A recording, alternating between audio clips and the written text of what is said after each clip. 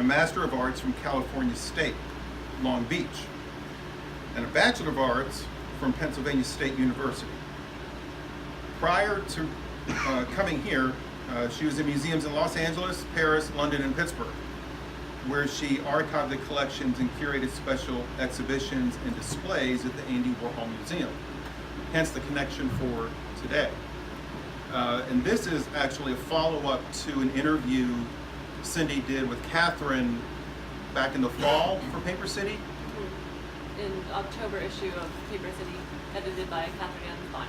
So if you saw that article, and I wonder, if you saw that article, oh, and now we get to see her in person. So I think that's quite exciting. Lisa, thank you for setting that up. I tried to add some new stuff, so it's not just a repeat of the article.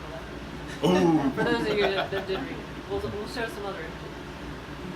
So at this point, I do want to hand it over for Cindy. When she's done, we'll wrap up again with the book drawing, and apparently go play with that Gutenberg press. Cindy, please.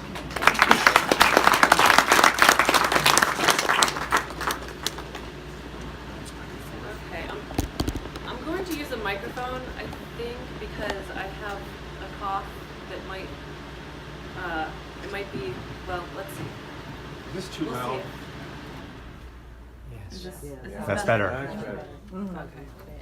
Yeah, I'm not very good at projecting, especially when I have a cough fit. So hopefully I won't cough too much. So, but yes, thank you so much, all of you, for being here. Thank you to the Printing Museum and Jennifer as well for letting us use this facility. It's so fitting for a talk on Warhol. And also, of course, Matt Adams, the president of the VAA. Thank you for that introduction as well. And Lisa for all the work that you do. And all of the volunteers and artists who put programming like this together in the city of Houston for artists and art professionals. So let me just get into the slides. And there he is, our star. As you may all know, Andy Warhol rose to fame in the 1960s and became the king of new American pop art. And here on the left is a self-portrait from 1964. And here he is again in the 1970s. And this was when he was using Polaroid photography for his artwork and for his silkscreen paintings, his source material, celebrity portraits. Many of them were commissioned portraits at the time throughout the 70s. That's how he really made his career, was doing these portraits, many of which are now really famous and millions of dollars.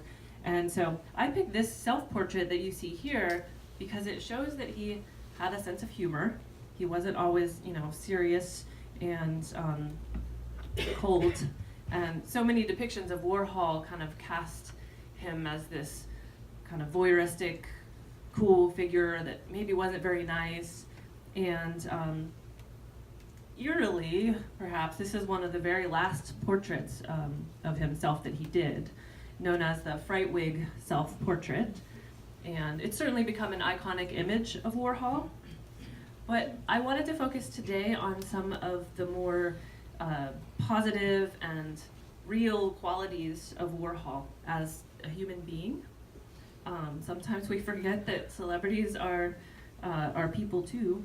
And someone with a family, not just this cool artist that hung out with celebrities all the time and made a bunch of money. So, and for example, this provides an opportunity to talk about that wig. His hair, like his image and his persona, was definitely iconic. But remember that the reason that he even started wearing a wig in the first place is rather mundane. Some may call it vain, but it depends on your perspective. But he started wearing them early on in his 20s when he went bald in his 20s. So he never left his house without it, like for the rest of his life. He had them all specially made by a particular wig maker in New York with imported hair from Italy. And he took extra wigs with him everywhere in his suitcase. He owned more than 40 of them. And they're at the archives at the Andy Warhol Museum now, and looked at all of them and their condition and everything. But he felt very protective of his hairpieces, and he really would have been embarrassed to be seen without it. And in 1985, a young woman at one of his book signings snatched Warhol's wig right off of his head and ran away.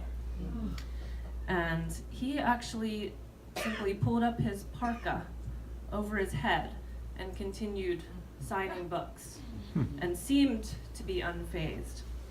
But later, we discovered in his diary entry for that day that he wrote, "I don't know what held me back from pushing her over the balcony."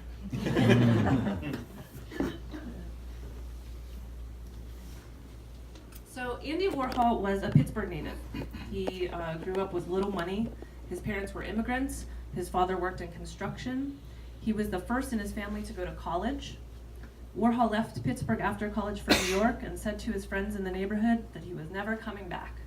And that was true.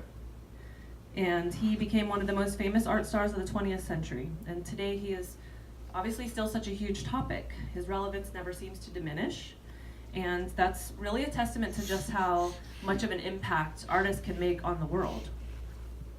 But that also means that it's difficult to narrow down the topic for a talk like this. So what I've done with a lot of the images, I've selected sort of from my own archive, as well as the museums, to kind of lead the way, because it seems that I was maybe invited here because of that specific experience that I've had. Also being a Pittsburgh native, former archivist and curator of his collection for about 5 years at the Andy Warhol Museum.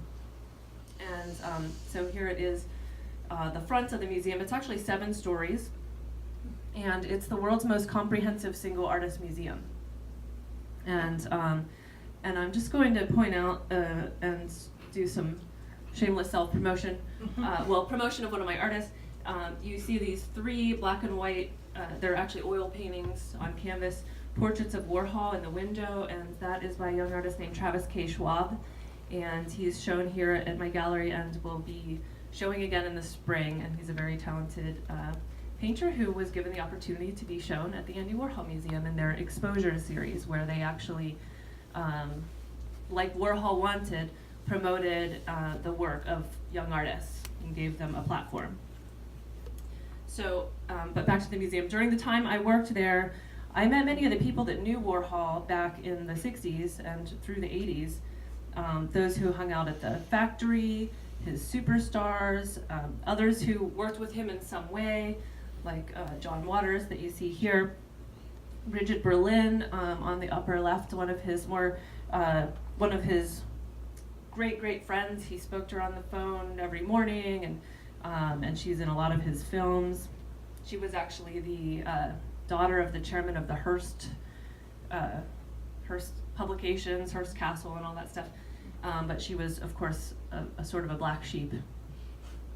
And then here she is now, or more recently with John Waters at the, both of whom have come to the museum and met with us. And John Waters actually said about Warhol, and I quote, "He ended abstract expressionism in one night with that soup can." And I think, it's pretty true, right?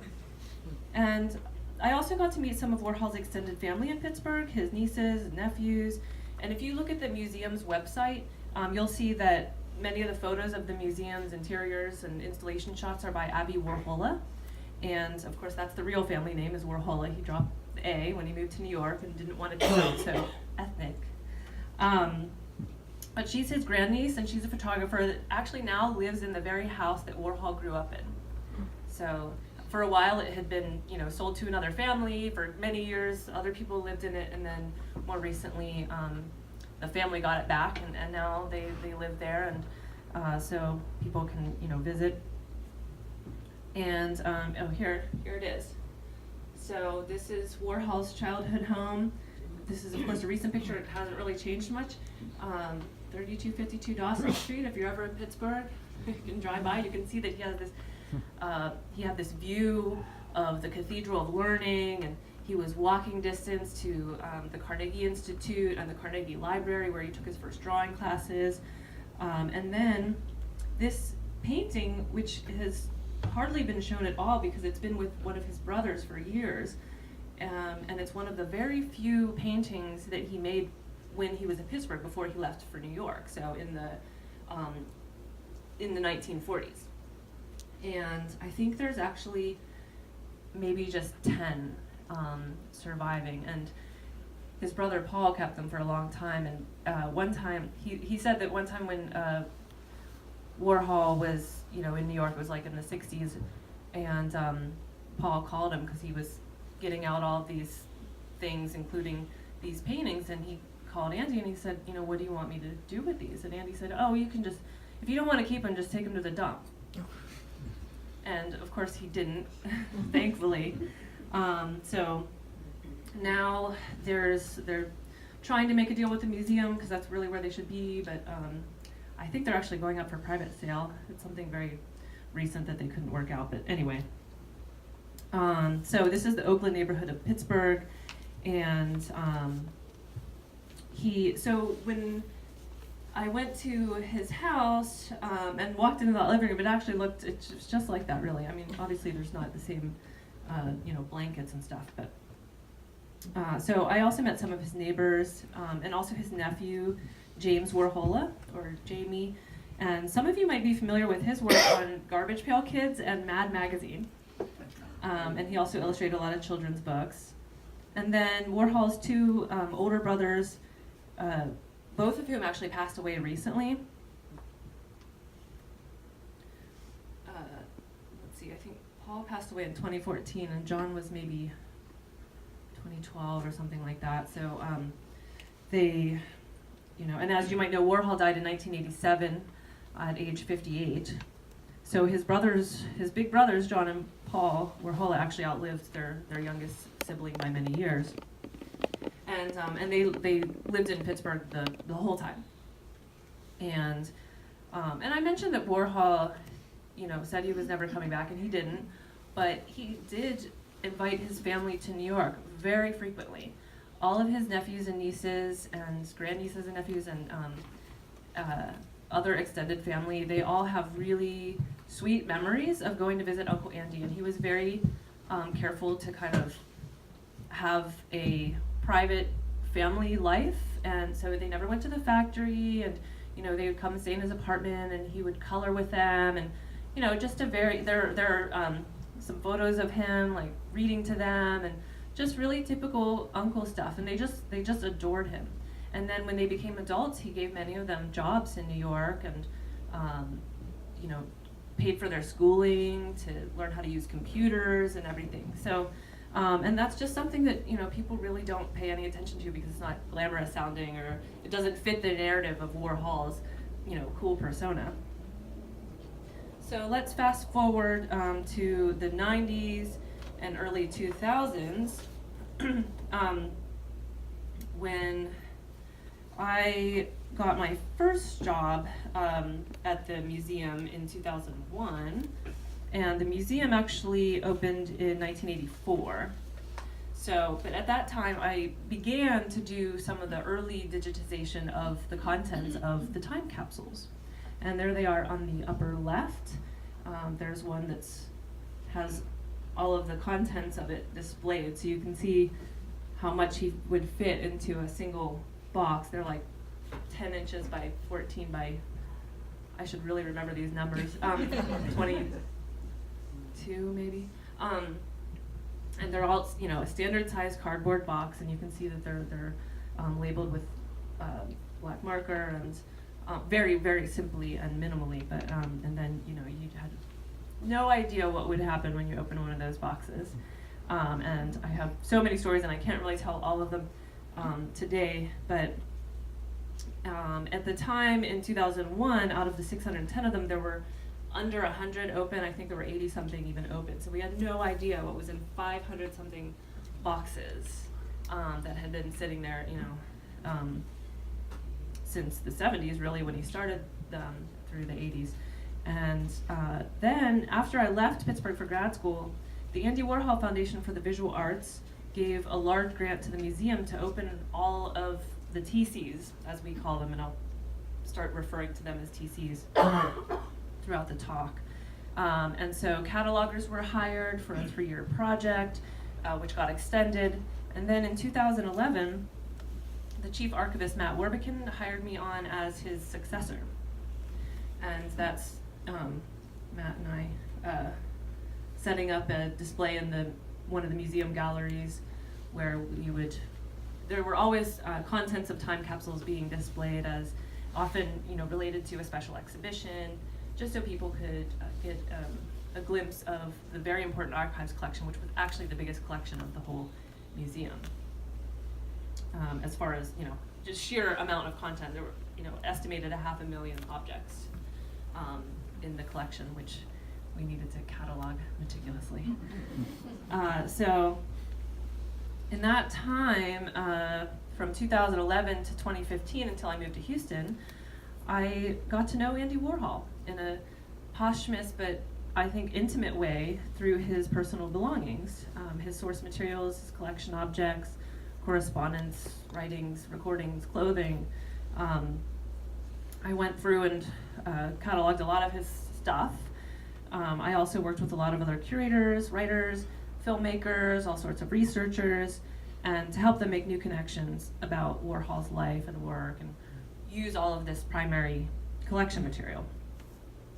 So, and for example, to just look at the contents of this one time capsule, TC 522, it is from the 80s, and it has some source material for some of his work, like these crosses. And by the way, he was a very religious person. He went to church practically every day. He never missed a Sunday. He volunteered during Thanksgiving. Instead of going to parties or going home to visit his family, he quietly dished out food to homeless people. That's how he spent his Thanksgiving. And and the crosses and often those kinds of religious figures were some of the subject matter of his paintings, alongside Marilyn Monroe. And then there's a photo of him which I think is kind of funny. You can't see it that well, but it's leaning against the box, and that's him with a t-shirt on, flexing, and then Arnold Schwarzenegger is behind him. And then some souvenirs and things from his travels. There's a puzzle from Berlin, and there are some little cutout dancers. They're on the right, those red cutout looking things from China. He went on a world tour when he had enough money, and it was really influenced him. So there's just so much in each time capsule that you could just practically write a thesis about. Really, there's so many connections that can be made to his life and work. So the time capsules made up just a part, but a significant part of the whole archives collection. So he started the time capsules in 1974 when he actually moved studios, and he had to box up everything. It started with just a simple move, and he didn't hire movers. They say, it was too cheap to hire movers, so all of his assistants had to help him, and somebody suggested that he just keep making boxes. They were probably encouraging him to pack. But and then someone suggested, hey, this is like an artwork. He actually thought it was a great idea. So he continued to make time capsules for the rest of his life. And but even though they didn't start officially until the 70s, the contents in some of them are as far back as his childhood in the 1930s. And this is a great example of one of the the quote's cut off. Can you read that? It says, "I never wanted to be a painter, I wanted to be a tap dancer." And I think it's, again, completely honest. He loved Shirley Temple. She was the same age as him. They were both born in 1928. This photograph is from 1941, so they would have been about 12 years old. And this was a prized possession for him. There's a photo from the 60s where it's framed on his mantle in his townhouse. And then eventually it ended up in a time capsule, and then to be pulled out later in the early 2000s. And so he was around the time really when he would have been writing to these celebrities like Shirley Temple. He was ill, and he had a rare condition called St. Vitus dance, and it's like a nerve condition. It made him weak. It made him shake a little bit. His skin became very pale and splotchy, and he couldn't, go to school, or he was embarrassed to leave the house. It was hard to, walk even, and even though, he got over it, I feel like he kind of never totally got over it, really. And so this takes us actually to what I would say is the most inspiring and deeply important relationship that Warhol had with his mother. And there she is on the upper left. That's his portrait of her. And so her name's Julia Warhola.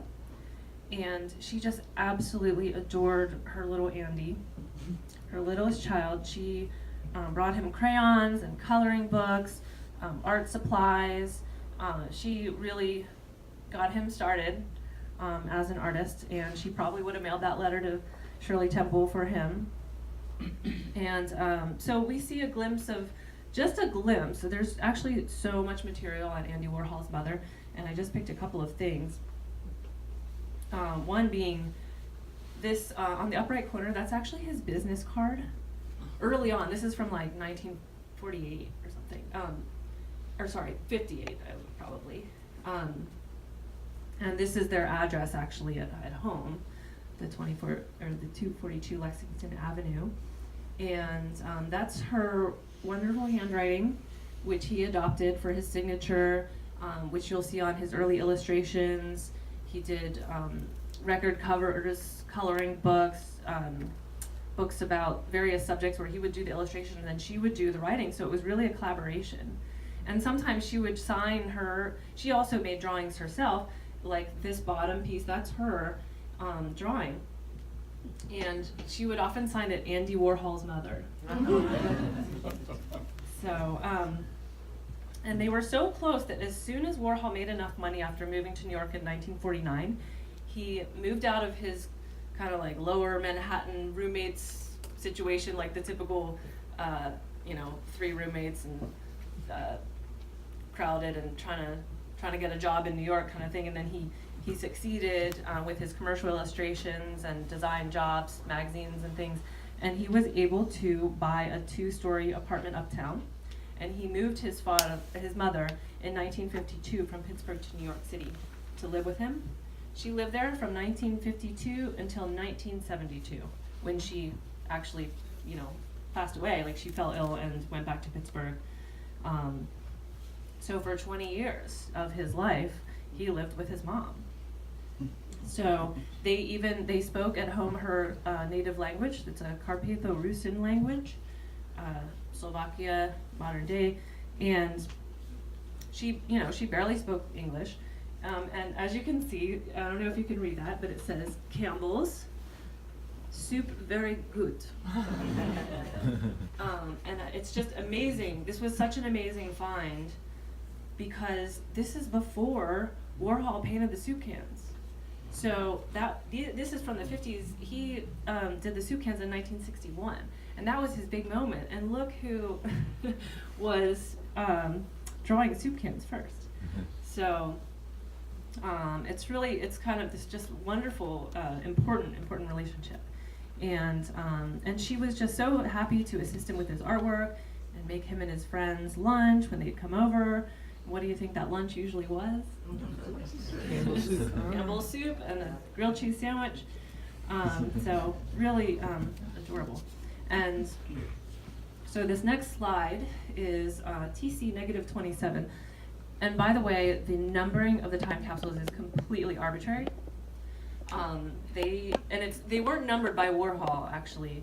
They were numbered by catalogers, or actually just by people that worked for the Andy Warhol Foundation when they were going through all of his things after he died and going through his estate and everything. And they kept finding these time capsules because he had, he'd have some at home and some in his office, some in a storage unit off-site. And so they started numbering them, and then they found more, and so they went into negative number, and it's just weird. But in any case, for cataloging purposes, as long as something has a number and it's different than anything else, it's fine. So that's why TC -27 happened. And these are a few objects from what I think is one of the most meaningful time capsules because of that relationship.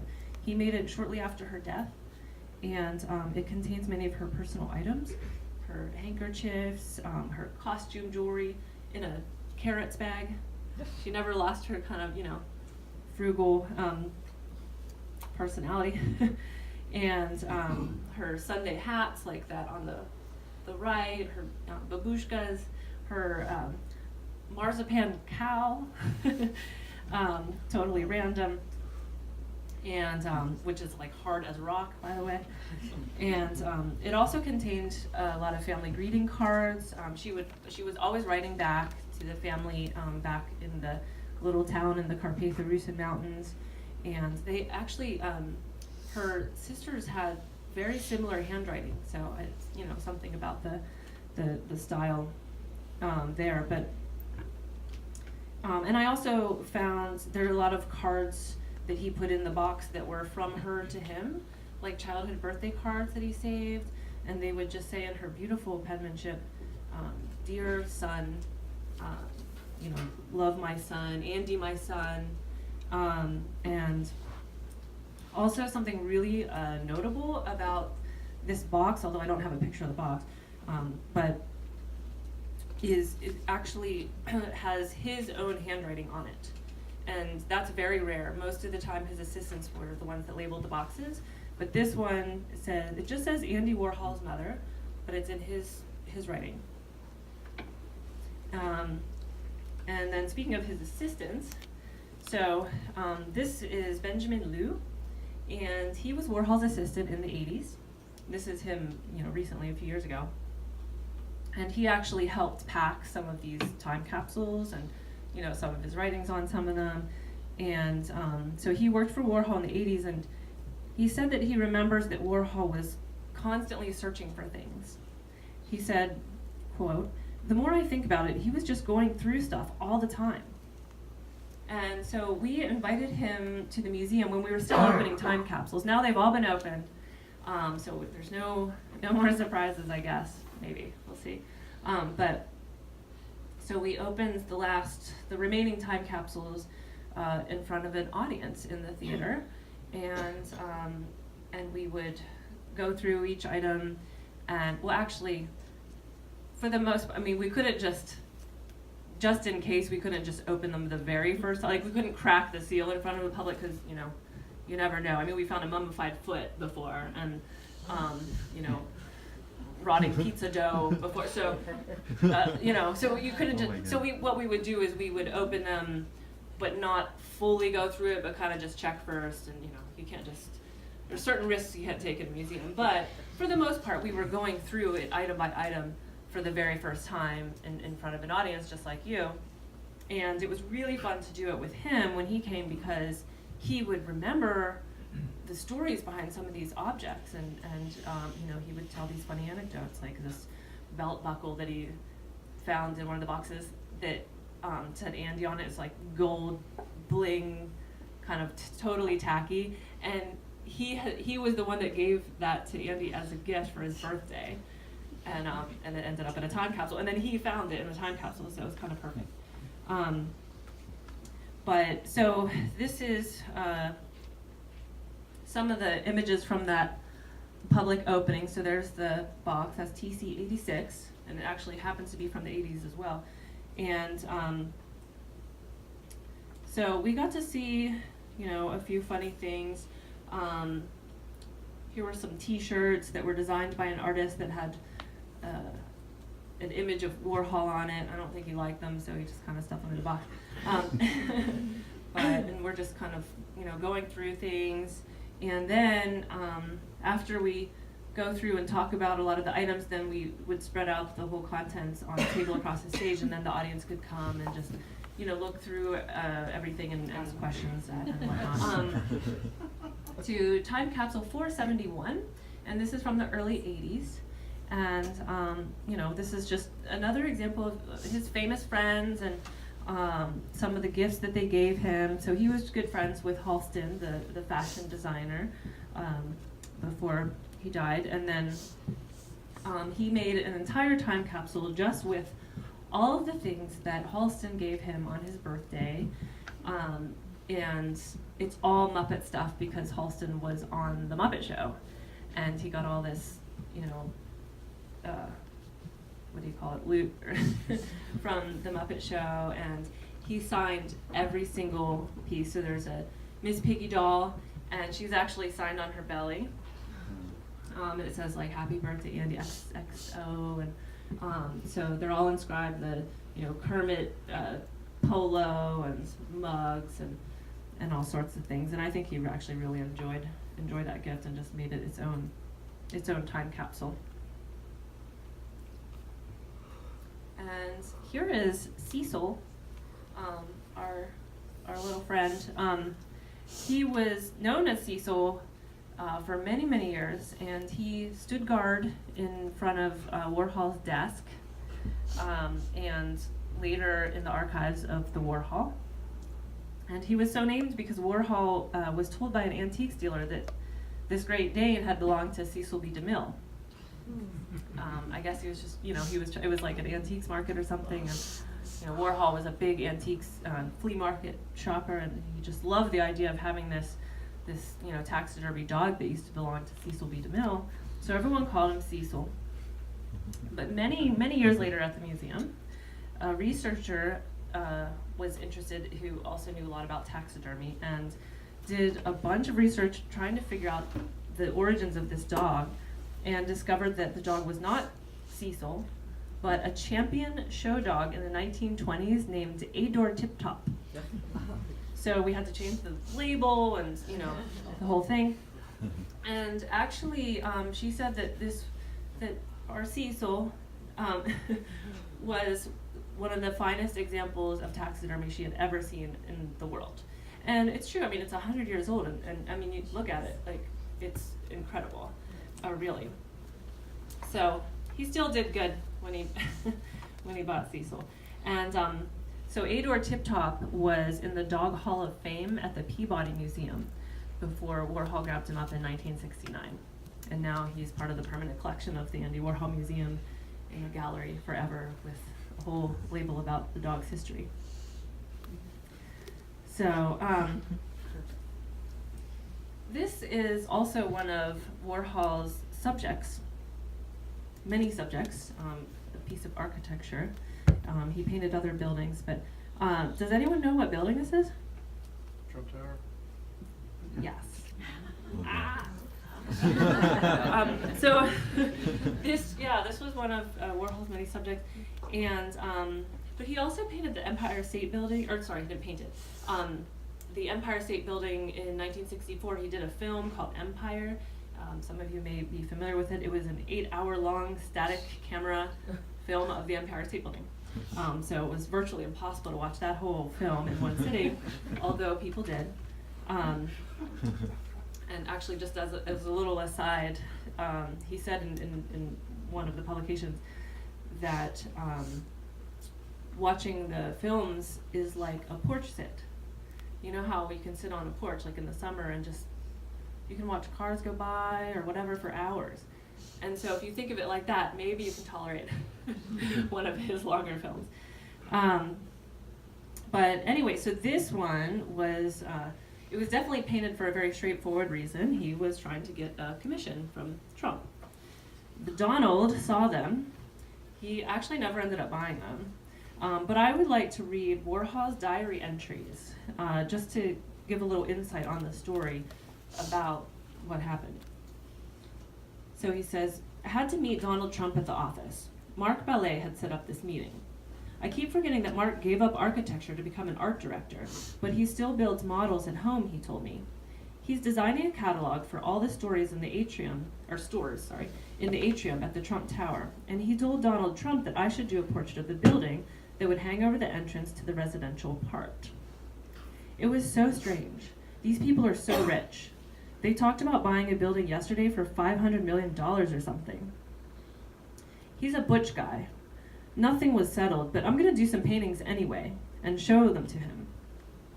So a few weeks after that, Warhol and his assistant and photographer Christopher Makos met with Trump's art director again at the Trump Tower. And it was still under construction at the time. So Makos photographed the architectural models of the building, and that's what this is based on. And so Warhol created line drawings from tracing the photographs, burned them onto silk screens, and he made a whole series of multi-layered paintings in black, silver, and gold. Some of them had a sprinkling of diamond dust. And at the time, nobody was putting diamond dust on paintings. Now you kind of see it, more often, but this was like Warhol's thing in the 80s. And even though the commission had not been officially settled, the Trumps hadn't paid for any work yet, but Warhol was really confident because of the meetings and discussions that they had had. So, back to the diary. Monday, June 1st, 1981. Marx arranged it so that the catalog cover he's designing will be my painting, and then the Trumps would wind up with his painting of their building.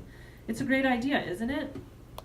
And then a couple months later, August 5th, 1981, the Trumps came to Warhol's offices and studio to see the paintings, and the deal didn't go as expected. He says, "The Trumps came down. I showed them the paintings of the Trump Tower that I'd done. I don't know why I did so many. I did 8. In black and gray and silver, which I thought would be so chic for the lobby. But it was a mistake to do so many. I think it confused them. Mr. Trump was very upset that it wasn't color coordinated. They're going to come down with swatches of materials so I can do the paintings to match, pinks and oranges. I think Trump's sort of cheap, though. I get that feeling. And Mark Ballet, who set up the whole thing, was sort of shocked. But maybe Mrs. Trump will think about a portrait because I let them see the portraits of Lynn Wyatt behind the building paintings, so maybe they'll get the idea." And so how about that? Houston, right? As you might know, Houston's own Lynn Wyatt, had her portrait commissioned by Andy Warhol when he was here in Houston. So anyway, so Warhol never did satisfy the Trumps. After this failed commission, he expressed some resentment of the Trumps in his diaries for the next few years. They appeared. I mean, it's not like all about them, but so I pulled some tidbits. The next Trump-related diary entry is from from a birthday party for a friend on February 26, 1983, so 2 years later. And Ivana Trump was there, and she came over, and when she saw me, she was embarrassed, and she said, "Oh, whatever happened to those pictures?" And I had this speech in my mind telling her off. And I was undecided whether to let her have it or not, and she was trying to get away, and then she did. And then in November of 1983, that same year, Trump Tower opened to the public. It was a mixed-use skyscraper, apartments, offices, and atrium, the stores on the ground levels. They had a variety of events over the years. And then Warhol was invited to judge cheerleading tryouts for Trump Tower. And, I haven't mentioned it, but I mean, probably all know Warhol is gay, and that's like kind of, and to be a judge of like one of Trump's like competitions, it's pretty funny. But so January 15, 1984, he complied. He was a judge for this cheerleading tryout. He said, "It was the first tryout, and I was supposed to be there at 12. But I took my time and went to church, and finally moseyed over there around 2. This is because I still hate the Trumps, because they never bought the paintings I did of the Trump Tower." So it also probably doesn't help that to make room for the Trump Tower, they destroyed a location of really big significance to Warhol. It was the Bonwit Teller department store, and that was where he designed window displays. It was one of his first jobs in New York and in the 50s and 60s, and it was also the first place that he displayed his earliest pop paintings. The comic paintings in 1961 were displayed in a Bonwit Teller department store window, and Trump destroyed it. So, and then on another occasion in his diary in 1984, he was driving by another Trump-owned skyscraper, and he said, "I just hate the Trumps, because they never bought my Trump Tower portraits. I also hate them because the cabs on the upper level of their ugly Hyatt hotel just back up traffic so badly around Grand Central now, and it takes me so long to get home." So imagine what Andy would think of him being the president. But maybe interestingly, Donald Trump hasn't, as far as we know, expressed any ill, will toward Warhol. And in fact, he's actually quoted him several times in his books. It's the same quote making multiple appearances in the introduction to Trump's Think Like a Billionaire, and then referenced 3 separate times in his Think Like a Champion. Can anyone guess what that famous Warhol quote is? Anyone? It's the line, "Being good in business is the most fascinating kind of art." It's from his 1975 book, The Philosophy of Andy Warhol, which is a lot of kind of stream of consciousness thoughts, and it's actually really compelling and funny, and I've read it like 3 times and lent it out to a bunch of people. And it actually goes on to say, making money is art, and working is art, and good business is the best art. So Trump just loved it and kept using it. I don't know that Warhol would have approved, but so anyway, so I'm going to move on to another tower, and this is the Roppongi Hills shopping center in Tokyo, and you know it maybe doesn't immediately seem relevant, but actually at the top of this tower is the Mori Art Museum, and it's a contemporary art museum. It shows a lot of amazing contemporary artists, including new pop artists, and also they had a big Warhol retrospective that I worked on. It was called 15 Minutes Eternal, and it traveled all over Asia. It was the biggest traveling Warhol show to date. There were 400 paintings. We took several time capsules and displayed them. They had never been on, there was never such a comprehensive show before, and it went from Singapore to Hong Kong to Shanghai to Beijing and to Tokyo over 3 years. And so we got to do a lot of traveling, and the works were, the poor artworks had to go through a lot of traveling and customs and crates and everything.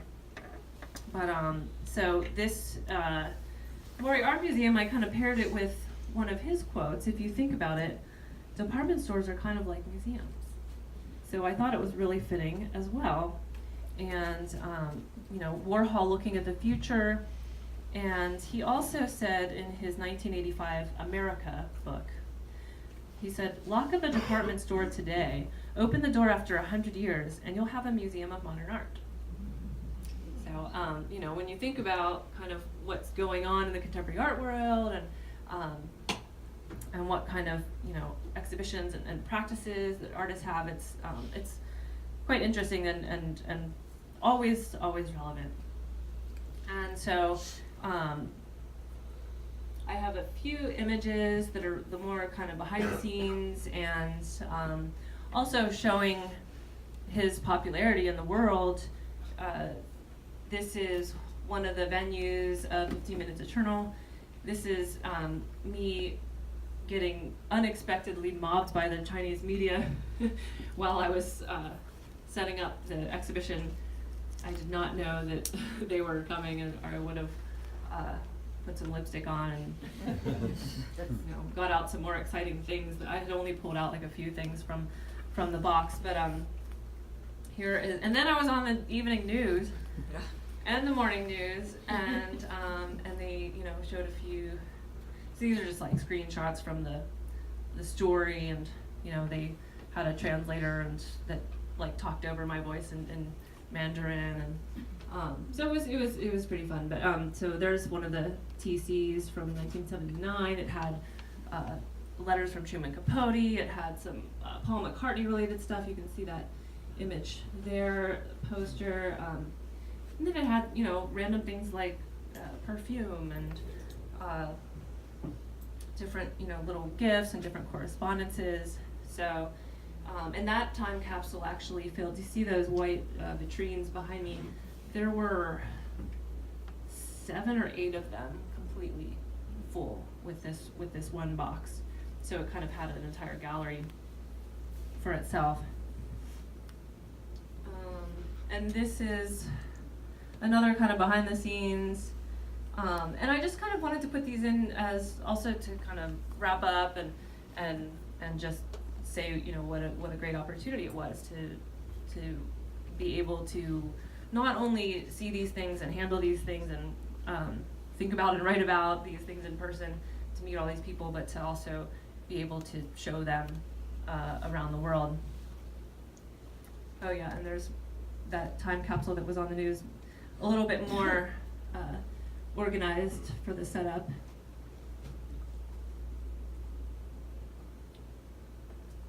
Trying to remember what all those things are. There's some Polaroids in there, some birthday cards. One of the time capsules he had put all of the letters that he got while he was in the hospital in 1968, where he almost died, and when he was shot, and so all the letters and get well cards and everything that he received was in one. And to finish on a happy note, so yeah, this is us working in the Maury Art Museum, going over some of the works and doing condition reports, and yeah, meeting a whole team of people, and so that exhibition, when it opened, it broke all the records. It had the most attendance that the Maury had seen since it opened. So again, Warhol as still a huge impact, and if you have any questions about anything, I know I didn't really give his life story, but I tried to show some things that you may not have seen before, and that's it. Thanks.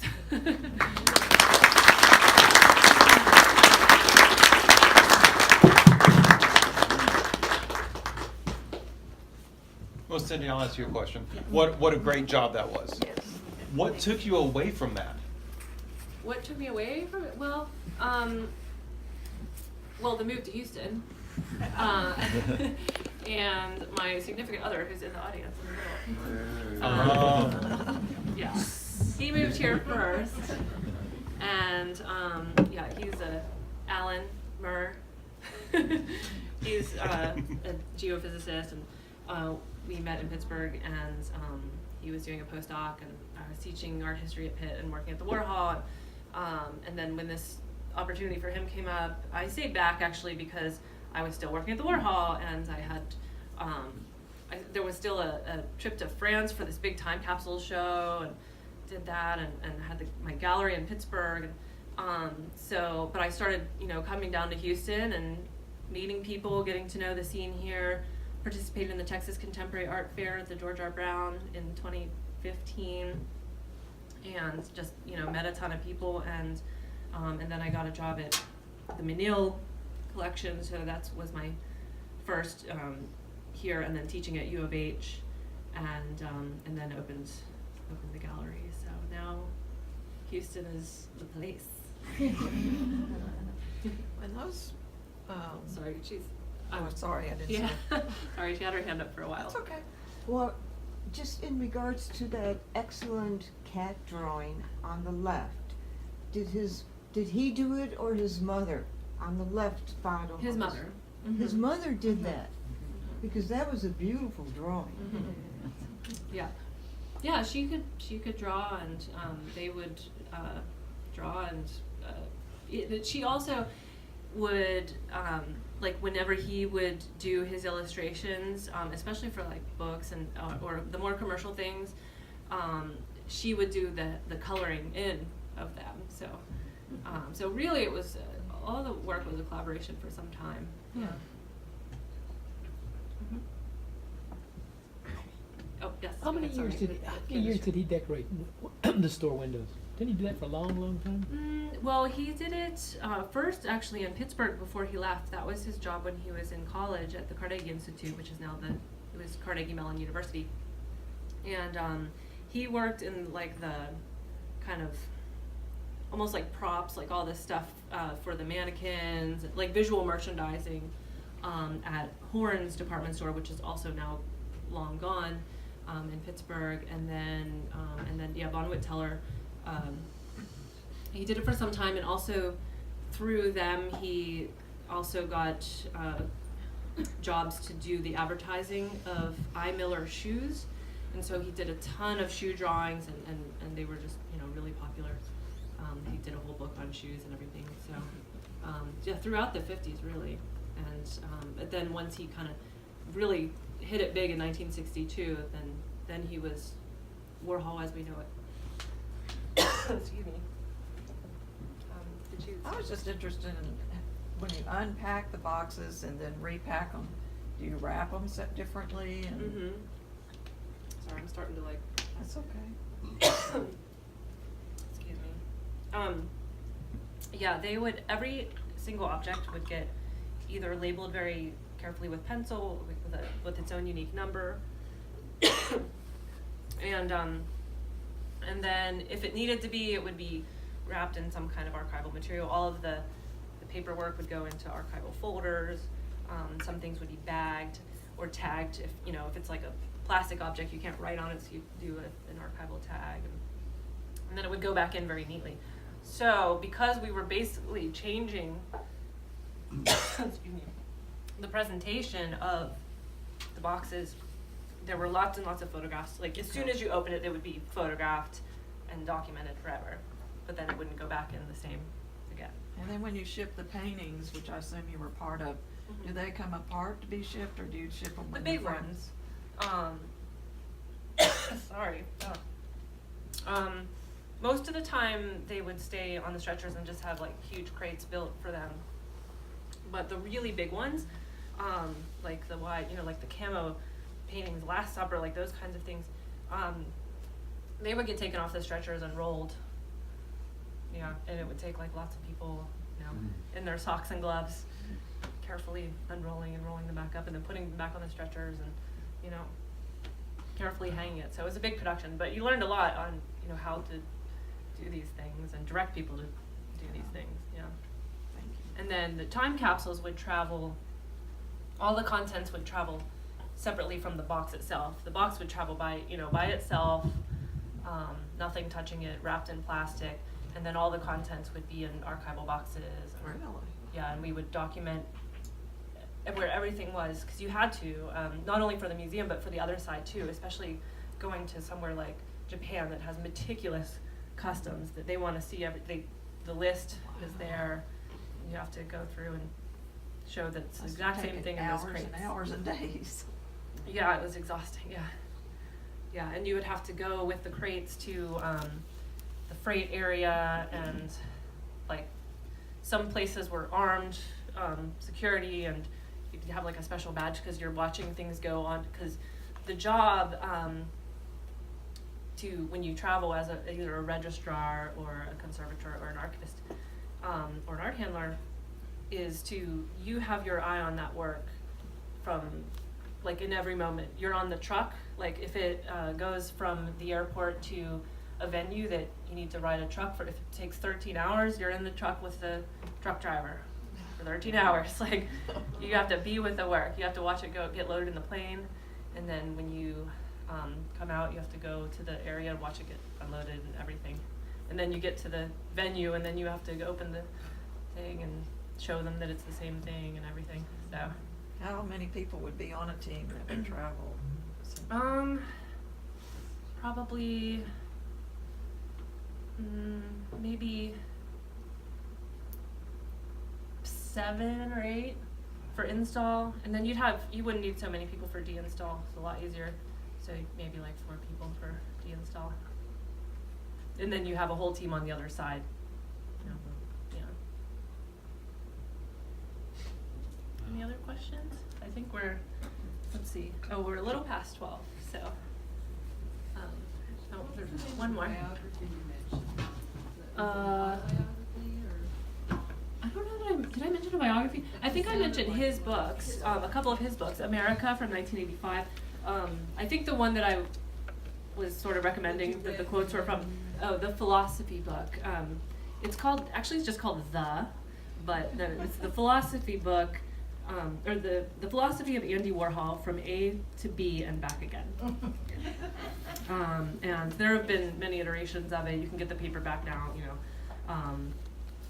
but yeah, the first edition's from the 70s and 75. So yeah, it's a really good book. And then if you want to read a biography on Warhol, there are a lot of them. But one of the best earlier ones is by Bob Colacello, and it's called Holy Terror. And it's kind of, brutally honest. And Bob Colacello, worked with him and was friends with him for a long time. And sometimes I think it's kind of harsh, but I think it's still a good one. I mean, there are a lot more. Victor Bacchus, a bit more academic kind of piece, but yeah, there are a lot. There are like 2 more coming out right now. There's one by Wayne Kostenbaum, who was just here in Houston the other day. His was from like 2013, so there's a lot of them. But yeah, Holy Terror is a really good one to kind of start off with. Any other questions? Thank you. Should I?